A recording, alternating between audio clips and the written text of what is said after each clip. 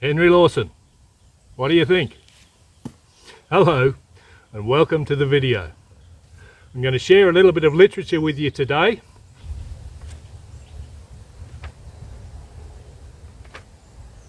True, the bush hath moods and changes, and the bushman hath 'em too, for he's not a poet's dummy. He's a man the same as you, and his back is growing rounder, slaving for the absentee, for his toiling wife is thinner than a country wife should be.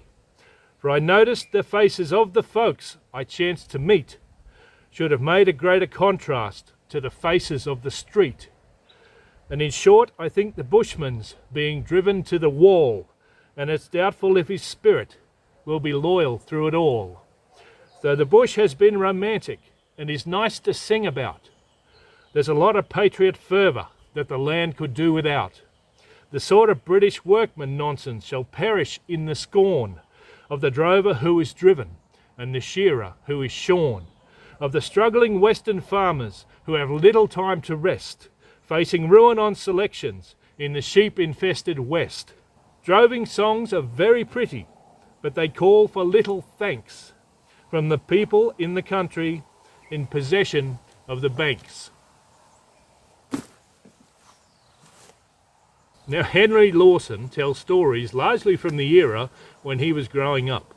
He was growing up in the second half of the 1800s, and he saw the end of colonial rule, and he saw the Federation of Australia, and some of these different acts that came into pass, such as the Settlers Acts. Following World War I, there was the Soldier Settlement Act and all of these type of things. From the turn of the century forward, people were being given opportunity to take small selections of a few hundred acres. They had to pay a nominal fee for them, then they had to clear them, they had to try and make a go of them. They were at the mercy of everybody. They had to book up everything on tick, which means they had to basically borrow on credit, and they had to get mortgages on their place to pay for any improvements or anything that they needed.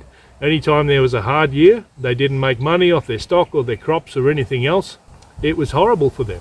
It's not as if they could just go out and get money another way easily. They actually had to leave their place, go on the road, find work working for someone else. And the person they went working for was often the big squatter properties. These small battlers were struggling just to make ends meet. And that's where our country comes from. And that's where a lot of our rural areas were built, on the back of those selectors and those people out there having a go. And I find it fascinating to think about. But one of the things that I really find important, and that's what I want to talk about today, is just the struggle. And that's one of the things that people called it back in the day. It's the struggle. Trying just to get through life, just trying to make ends meet, trying to feed yourself. They had a desperation that we don't know today, and that we don't experience. Not in Australia. When was the last time that you went for days at a time without eating? When was the last time you didn't know how you're going to feed your children?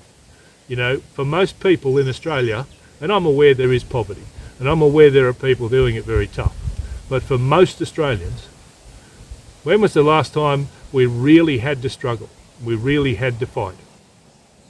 And I don't think we have. Not in our lifetime. Even if I don't have a job, I can go and get some money. I can eat something. I can find a place that I can have a camp, I can sort myself out, and I'm not going to die of starvation. But back in Henry Lawson's day, people were dying of starvation. They didn't have a government that they could call on to save them, and people were treated really poorly. There was a very great divide between the rich and the poor. You had your wealthy landowners who came in from Britain, bought up the big holdings, they started up companies. Often they would have shareholders back in Britain, back in Europe, and all the money was going back. It was going to these people who would come to Australia, they would collect all the money, then they would go back overseas to retire on the wealth that they'd built here. And the money didn't stay here for a lot of those folks. And then you had the people who were here who were convicts and the children of convicts who didn't really have a there to go back to because their life back home wasn't much good, and that's why they ended up here in the first place. And every day was hard for them. And I think that's really important to think about when we think about the country, and even when we think about the way things are today. If you listen to the media, you think it's the end of the world for all of us. But the reality is that for most of us, we have a decent life. And sometimes we just overthink it a bit too much. Sometimes we have too high an expectation. And you can look at a video of somebody who's got more money than you or is pretending to have more money than you, and they've got this fancy car, they got this fancy house, they've got all this stuff. They're traveling the world or whatever. But you don't need all that. You really don't. You don't need any of that to be happy. You just need a simple life.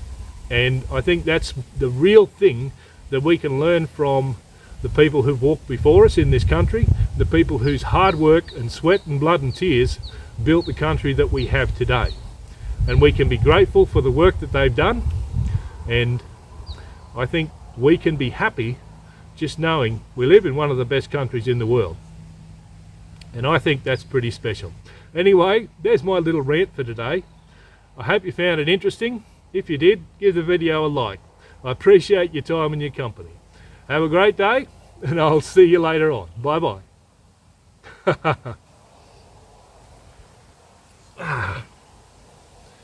Now this is luxury.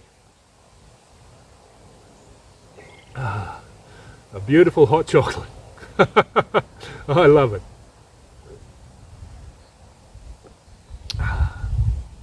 See you later.